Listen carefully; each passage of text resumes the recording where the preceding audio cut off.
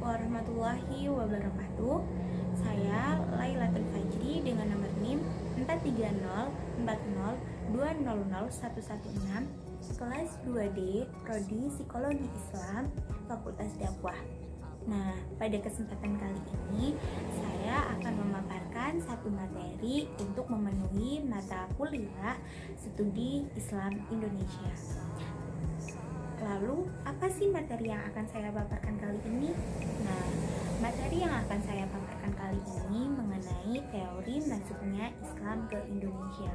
Kita semua tahu bahwasanya Indonesia dulunya itu bukan beragama Islam. Indonesia mempunyai kepercayaan masing-masing yang sudah melekat dan mendarah daging pada diri manusia, yakni kepercayaan animisme dan kepercayaan dinamisme.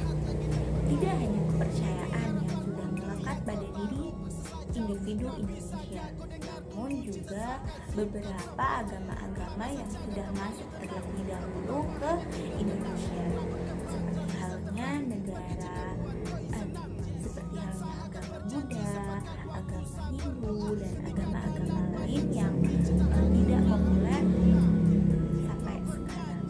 Nah, kemudian bagaimana sih mengapa sih teori masuknya Islam di Indonesia itu ada beberapa pendapat? Nah, karena itu disebabkan karena tiap orang kan mempunyai pandangan sendiri-sendiri ya. Nah, itu mempunyai pandangan sendiri-sendiri dan melihat dari beberapa sisi dari pandangannya mereka masing-masing. Namun juga mereka tidak hanya asal menyebutkan bahwasanya teori A karena teori A masuk pada tahun ini tanpa adanya bukti, tidak, karena mereka mempunyai pendapat masing-masing dan dikuatkan dengan bukti mereka masing-masing. Nah, apa saja sih teorinya? Teori masuknya Islam ke Indonesia maksudnya. Nah, yang pertama adalah teori Gujarat yang berasal dari India. Kemudian yang kedua adalah teori Mekah dan yang ketiga adalah teori Persia. Untuk penjelasan lebih lanjut akan saya paparkan menggunakan slide berikut ini. Terima kasih. Semoga bisa bermanfaat. Nah, yang pertama adalah teori India atau teori Gujarat. Teori ini dicetuskan oleh G. W. C. Drewes dan dikembangkan oleh Sneuk Horkansjra dan kawan-kawan. Selain itu, teori India atau teori Gujarat ini juga diyakini oleh sejarawan Indonesia Sucipto Wirjo Saputro yang meyakini awal mula masuknya Islam di Indonesia adalah melalui India atau Gujarat. Teori India atau teori Gujarat adalah teori yang menyebutkan bahwa agama Islam masuk ke Indonesia melalui para pedagang dari India Muslim atau Gujarat yang berdagang di Nusantara pada abad ke-13. Para saudagar dari Gujarat yang datang dari Malaka kemudian menjalin relasi dengan orang-orang di wilayah barat di Indonesia. Kemudian setelah itu terbentuklah sebuah kerajaan Islam yang bernama Kerajaan Pasai atau Kerajaan Samudra Pasai. Nah, bukti-bukti yang menguatkan teori Gujarat ini salah satunya adalah makam Malik As-Soleh yang merupakan salah satu pendiri Kerajaan Samudra Pasai. Corak dari batu nisan Malik As-Soleh sangat mirip dengan batu nisan yang ada di Gujarat. Bahkan, makam salah satu wali Songo yakni makam Maulana Malik Ibrahim juga memiliki batu nisan khas Gujarat seperti makam Malik As-Soleh. Dilanjutkan pada teori yang kedua yakni teori Arab Mekah. Nah, teori Arab Mekah yang merupakan teori Islam yang menyebutkan bahwa Islam masuk ke Indonesia langsung dari Arab atau Mekah pada masa kekhalifahan. Teori ini didukung oleh J. C. Van Leur hingga Buya Hamka atau Abdul Malik Karim Amrullah pada bukunya yang berjudul Sejarah Umat Islam yang terbit pada tahun 1997. Buya Hamka menjelaskan bukti-bukti masuknya agama Islam di Indonesia. Bukti yang dimaksud Buya Hamka ini adalah berupa sumber dari naskah kuno Cina yang menyebutkan bahwa sekelompok bangsa Arab yang bermukim di pesisir barat Pulau Sumatera pada tahun 625 Masehi. Selain itu, Di kawasan tersebut yang pada saat itu merupakan kekuasaan Kerajaan Sriwijaya, juga ditemukan batu nisan yang bertuliskan nama Syekh Rukunuddin yang wafat pada tahun 672 Masehi. Nah, teori ini didukung oleh T.W. Arnold yang menyatakan bahwa pada masa itu bangsa Arab merupakan bangsa yang dominan dengan perdagangan di Nusantara. Kemudian mereka menikah dengan warga pribumi dan berdakwah di Nusantara.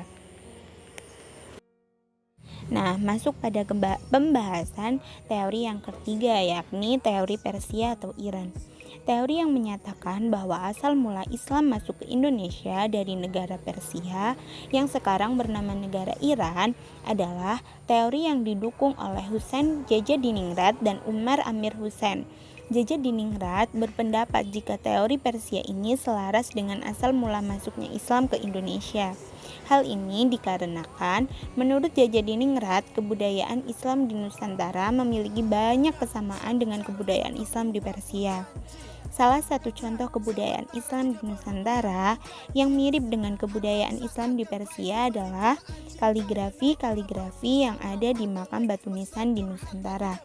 Ada pula tuh beberapa ritual keagamaan seperti tabot di daerah Bengkulu dan tabuik di daerah Sumatera Barat, yang hampir sama persis dengan ritual keagamaan di Persia yang diadakan setiap tanggal 10 Muharram.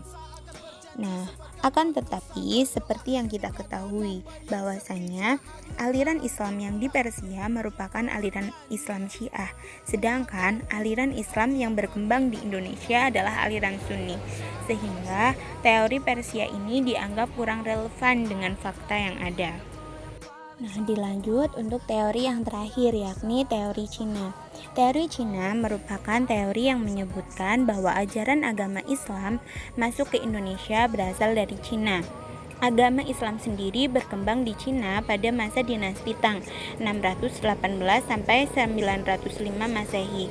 Islam masuk ke Cina sendiri dibawa oleh panglima muslim yang bernama Sa'ad bin Waqqas yang berasal dari Madinah. Pada masa kekhalifahan Utsman bin Affan, bahkan salah satu kota di Cina pada masa itu, yakni kota Kanton, pernah menjadi pusat dakwah muslim di Cina. Dalam buku Islam in China yang ditulis oleh Jean Berly menyebutkan bahwa relasi antara orang-orang Islam dari Arab dengan orang-orang di Cina terjadi pada tahun 713 Masehi. Masuknya Islam ke Nusantara juga diyakini bersamaan dengan banyaknya migrasi orang-orang Cina Muslim ke Asia Tenggara, terutama wilayah Nusantara yang kebanyakan memasuki wilayah Sumatera bagian selatan pada tahun 879 Masehi atau abad ke-9 Masehi. Nah, bukti lain bahwasanya teori Cina ini adalah banyaknya pendakwah yang berasal dari keturunan Cina yang mempunyai pengaruh besar pada masa Kerajaan Demak. Seperti kita ketahui, Kerajaan Demak merupakan kerajaan Islam pertama di Pulau Jawa. Adapun buku sejarah yang ditulis oleh Nana Supriyatna yang menyebutkan bahwa Kesultanan Demak didirikan oleh Raden Fatah yang merupakan putra dari Majapahit Islam ini. Banyak yang meyakini bahwa Islam masuk ke Indonesia pada tahun 700 Masehi atau pada abad ke-7. Hal ini dikarenakan dari catatan Cina kuno menerangkan bahwa pada masa itu terdapat perkampungan Arab atau pemukiman Arab di daerah pesisir barat Pulau Sumatera hingga ke sekitar Selat Malaka. Selain dengan berdagang, ada juga penyebar agama Islam yang murni berniat menyebarkan agamanya dengan cara berdakwah. Salah satu contoh penyebar agama Islam di Nusantara yang sangat terkenal adalah para Wali Songo. Terima kasih, mungkin cukup sekian penjelasan mengenai teori masuknya Islam ke Indonesia yang sudah saya paparkan. Semoga bermanfaat, pastinya banyak sekali kesalahan dan kekurangan, saya mohon maaf. Billahi taufiq wal hidayah. Wassalamualaikum warahmatullahi wabarakatuh.